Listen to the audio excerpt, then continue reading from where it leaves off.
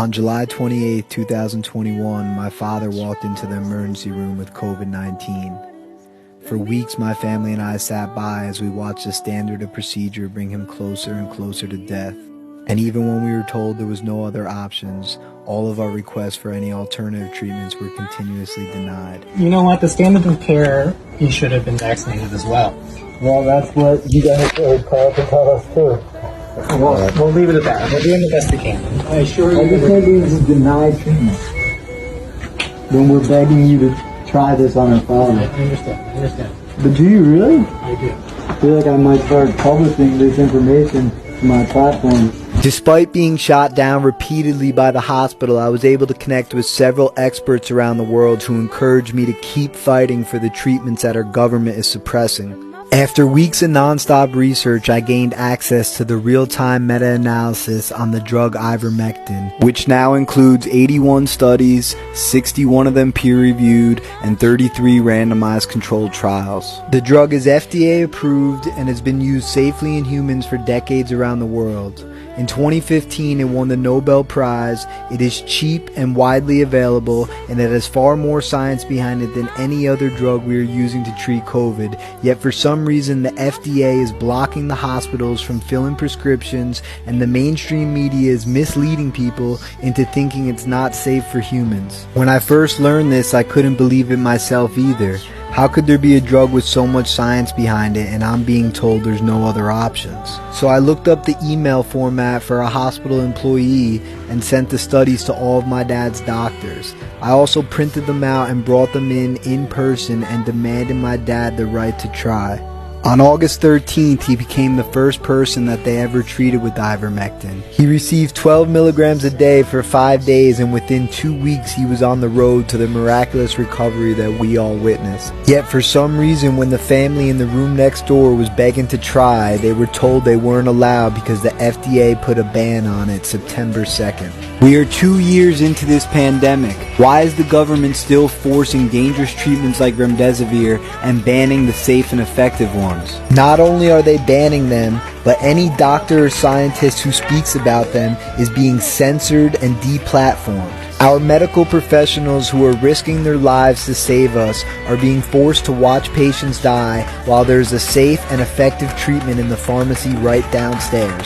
They are understaffed and overworked because we fired our heroes over a vaccine that clearly doesn't stop the spread. I know a lot of people will find this shocking and offensive, but I just can't go on enjoying our victory without sharing the truth with the world. Over the last few months, I've worked directly with dozens of families who are experiencing the same problems in hospitals around the country. So we've had 7 doses of ivermectin. She has dramatically increased. This is how we saved my wife, Alyssa Goldstein. This isn't a conspiracy. This is actually happening, and it could be you or your loved one next. Over 20 countries have already adopted ivermectin as treatment. This is the United States of America. Why are people on their deathbeds being denied access to life-saving treatments? Why does it feel like the people who are supposed to be protecting us are purposely trying to cover up the medicine that works? So why will you not commit to sharing everything open, unredacted with this Congress? So here's an example. Dr. Fauci, this hearing is critically important to the American people. There are millions of people infected with the COVID virus. Right. It is impacting every part of our economy. Every family is asking for answers to critical questions. Leaked documents from the Department of Defense state that this virus was created by the American EcoHealth Alliance at the Wuhan Institute of Virology and was then intentionally concealed when the virus managed to escape the lab and take the lives of millions. They also state that ivermectin was identified as a cure back in April of 2020 for all phases of the disease, yet it is still impossible for us to get. Why? Is it because no money can be made off this cheap off-patent drug? Pfizer's expected to bring in $54 billion this year, and they are also responsible for the largest healthcare fraud settlement in U.S. history. Would a cheap and effective treatment get in the way of Big Pharma's profits? Have the people in power really been truthful? Biden wants to inoculate as many people as possible. The drug companies, the food companies, the vaccine companies, they pay us hundreds of millions of dollars a year to hire and keep the reviewers to approve their products. If they can get every person required at an annual vaccine, that is a recurring return of money. This is a pandemic of the unvaccinated. We've been patient, but our patience is wearing thin, and your refusal has cost all of us. The efficacy of ivermectin in all of these phases is just truly remarkable. We know how effective it is. Any pharmaceutical company can manufacture. It's out of patent and not high profit. This becomes part of the issue with highlighting it, right? And there's no money to be made off ivermectin. They cannot grant an emergency use authorization if there is an existing treatment that is safe and effective, right? The vaccines would not have been authorized if ivermectin was understood to be what it is. And that, I have the sense, is the key thing that explains everything else. They are. The CDC and FDA are the sponsors of the U.S. vaccine program. Now Bobby Kennedy has his book out, The Real Anthony Fauci. I can tell you that if you want to find the evidence that Moderna was working on the vaccine before the virus ever emanated out of the lab, if you wanted to find the collusions and how all this was organized, they published this.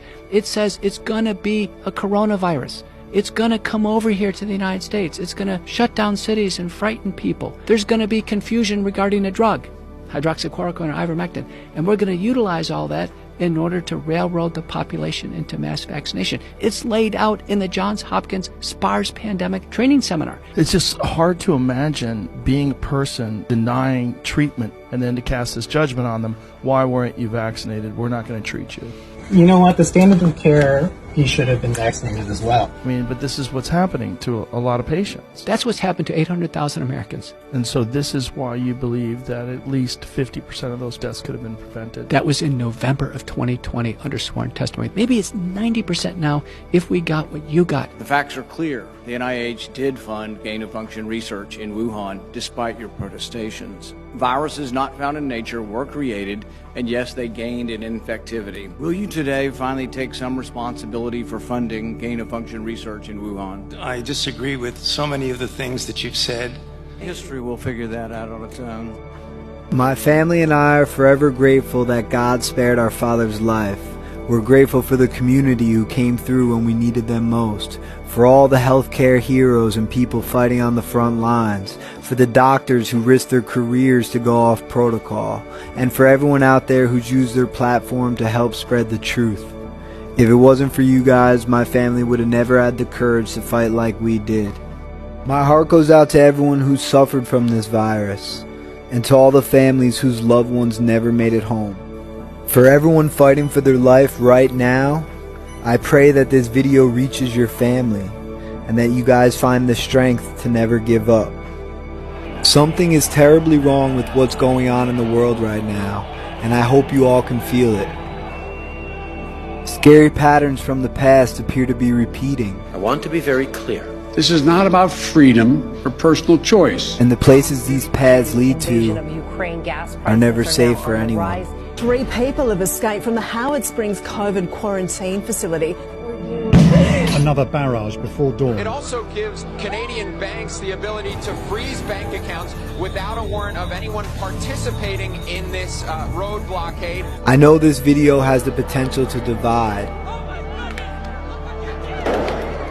but I pray that instead it can unite and guide us through this pivotal moment in history. I still have a dream.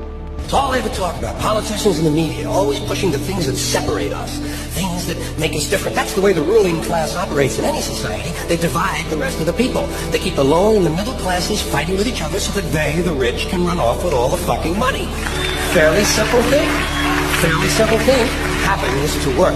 Anything that's different about us, you know that's what they're pushing at you. Racial differences, religious, ethnic, national backgrounds, jobs, income, education, social status, sexuality. Anything they can do to keep us fighting with each other so that they can keep going to the bank. The unvaccinated overcrowd our hospitals, are overrunning emergency rooms and intensive care units. Whenever a political elite pushes an agenda this hard and resort to extortion and manipulation to get their way, you can almost always be sure your benefit is definitely not what they had at heart. We need more money to plan for the second pandemic. There's going to be another pandemic. We have to think ahead. And that's not something the last outfit did very well. That's something we've been doing fairly well.